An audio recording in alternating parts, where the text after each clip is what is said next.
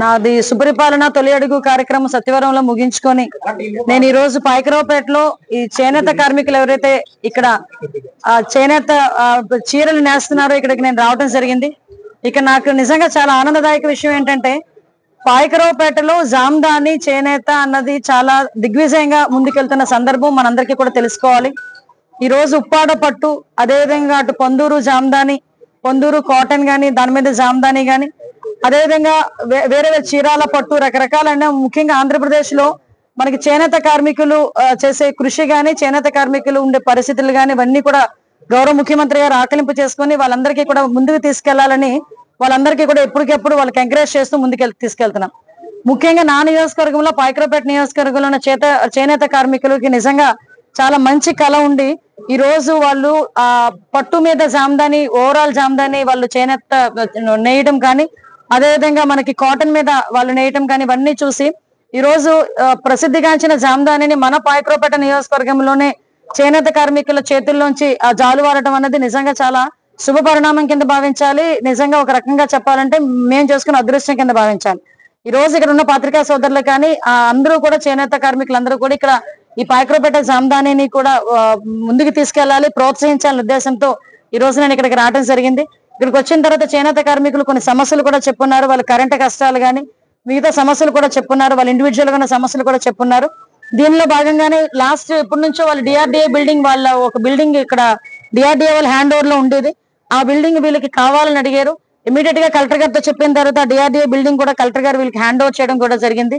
ఇంకా వీళ్ళు గనక మగ్గాలు ఎక్కువగా పెడితే గనక ఇంకా ముందుకెళ్ళడానికి ఆస్కారం ఉంది. కాబట్టి డెఫినెట్ గా వీళ్ళని చేనేత కార్మికులందరినీ కూడా ఆర్డర్లు వచ్చే విధంగా వీళ్ళని ప్రోత్సహించి ఇంకొన్ని ఎక్కువ మగ్గాలు పెట్టి వీళ్ళకి కంప్లీట్ గా చేయూతను అందించే విధంగా ముందుకు తీసుకెళ్తామని చెప్పి దీన్ని కూడా ఒక స్మాల్ స్కేల్ ఇండస్ట్రీ టైప్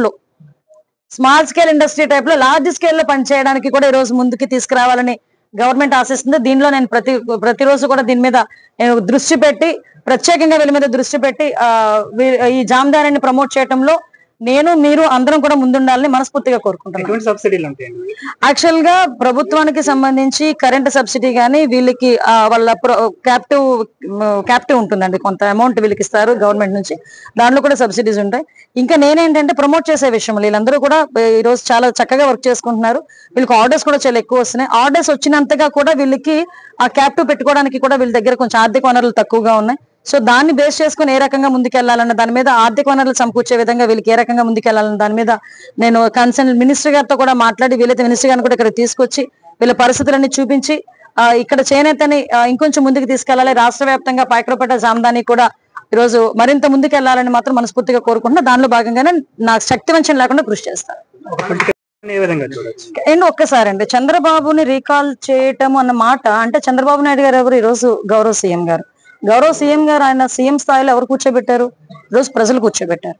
ఎంత ఓట్ల మెజార్టీతో కూర్చోబెట్టారు? 164 సీట్లు ఇచ్చి 90% పైన ఈరోజు స్టేక్ ఇచ్చి మాకు ఈరోజు కూర్చోబెట్టిన పరిస్థితి. నువ్వు రీకాల్ చంద్రబాబు నాయుడు గారిని చేస్తాను అంటే అది రీకాల్ చంద్రబాబు నాయుడు గారిని చేయటం కాదు, రీకాల్ ప్రజలను చేస్తున్నాడా? ఈరోజు ప్రజల తీర్పుని చేస్తున్నారు రీకాల్. ఈరోజు దయచేసి అది అర్థం చేసుకోవాలి. ఈ రోజు జగన్మోహన్ రెడ్డి రీకాల్ చేయడం అవి కాదండి. ఈ రోజు మీరు ఒక విషయం అర్థం చేసుకుంటే ఒక మనిషిగా కూడా ప్రవర్తించటం లేదు, ఒక మానవత్వం ఉన్న మనిషిగా కూడా ప్రవర్తించడం లేదు అన్నదైతే ఈ రోజు మా ఉద్దేశం.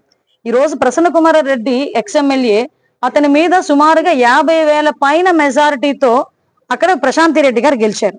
అంటే అక్కడ నియోజకవర్గ ప్రజలందరూ కూడా ఆవిడని ఆశీర్వదించారు. 50,000 పైకి మెజారిటీతో ఆవిడ గెలిచారు.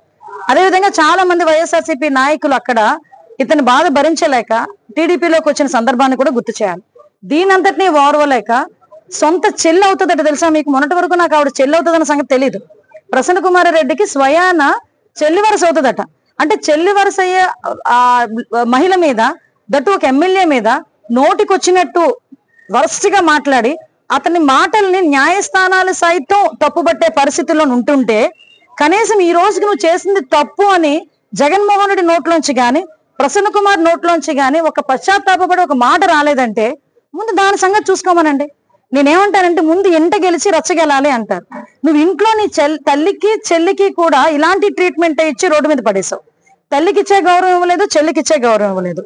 అంటే ఇప్పుడు ఎక్కడో ప్రసన్న కుమార్ రెడ్డి ఎక్కడో నేర్చుకోలేదండి. ప్రసన్న కుమార్ రెడ్డి ఓవరాల్ గా నేర్చుకున్నదంతా జగన్మోహన్ రెడ్డి దగ్గరే. జగన్మోహన్ రెడ్డి కూడా తన సొంత చెల్లెలు కట్టుకున్న చీర గురించి మాట్లాడతాడు. సొంత చెల్లెలు తాలూకా పుట్టుక గురించి ఎవరైనా మాట్లాడితే ఎక్కిలి నవ్వులు నవ్వుతాడు. కాబట్టి ఈ రోజు అతని తాలూకా ఎమ్మెల్యేలు, ఎక్స్ ఎమ్మెల్యేలు బయటకు వచ్చి మహిళలని కూడా చూడకుండా మహిళల మీద ఇష్టానుసారంగా మాట్లాడే పరిస్థితి ఈ రోజు కనిపిస్తా ఉంది. ఈ రోజు నేనేమంటానంటే, ముందు మహిళల్ని గౌరవించడం నేర్చుకో, తర్వాత రాజకీయం చేయి. నీకు మహిళను గౌరవించడమే చేత కాదు. మహిళని ఎందుకన్నానంటే, నిన్ను కన్న తల్లి ఒక మహిళ, నీ తోబుట్టు ఒక మహిళ, నీ కట్టుకున్న భార్య ఒక మహిళ.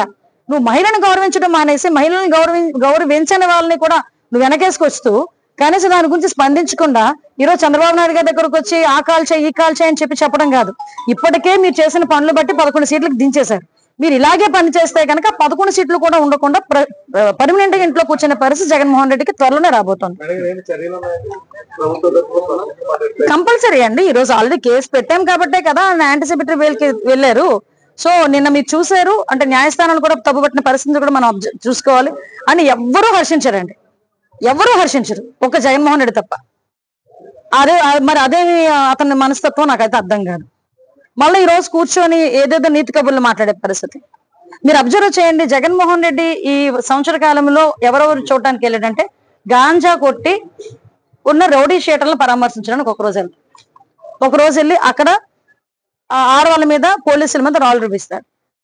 లేదు అనుకుంటే బెట్టింగ్ ద్వారా చనిపోయిన అతనికి సంవత్సరం తర్వాత విగ్రహం పెట్టి విగ్రహం ఓపెన్ చేయడానికి వెళ్తాడు. సంవత్సరం తర్వాత చనిపోయిన వాడికి విగ్రహం ఓపెన్ చేయడానికి వెళ్ళి ముగ్గురిని చంపేశాడు. కారు కింద అతనికి ఏంటంటే మొన్న చూశాను, ఒకసారి ఏమో తలకే తొక్కించాడు, మొన్న మామిడికాయ తొక్కించాడు. మామిడికాయలు రోడ్డు మీద పంట అండి. నిజంగా ఆ పండించినోడికి ఎంత బాధ ఉంటుందో తెలుసా? సంవత్సరం అంతా అది మామిడికాయ పువ్వు పూసిందా, పువ్వు మళ్ళీ రాలిపోతుందా, మంచు పడుతుందా, కాయ కాసిందా, కాయ పిందె ఎలా ఉంది, పెద్దది ఎలా ఉంది, అక్కడ కాపలా కాసి చిన్నపిల్లలు కూడా రాయి పెట్టి కొడితే ఆ చిన్నపిల్లల్ని కూడా బెదిరించి, అంటే ఒక సంవత్సరం పాటు ఎంతో కష్టపడితే ఆ మామిడికాయ తీసుకొచ్చుకుంటే ఆ మామిడికాయకి ఆ తెంపుకొని ఆ ఫలసాయం సంవత్సరం అంతా తినాలని ప్రతి రైతు అనుకుంటే, ఆ మామిడికాయలు అన్నిటినీ కూడా రోడ్డు మీద పెట్టి కారులతో తొక్కించి, ఏంటండి శాడిజం? నాకు అర్థం కాదు. జనాలు కూడా అర్థం చేసుకోవాలి, ఆలోచించాలి జనాలు కూడా. అలాంటి శాడిజమైన పనులు ఆయన చేస్తా ఉంటే మేము కేసు పెట్టకూడదా? ఈ రోజు బయటకు వచ్చి ఏం మాట్లాడతాడు?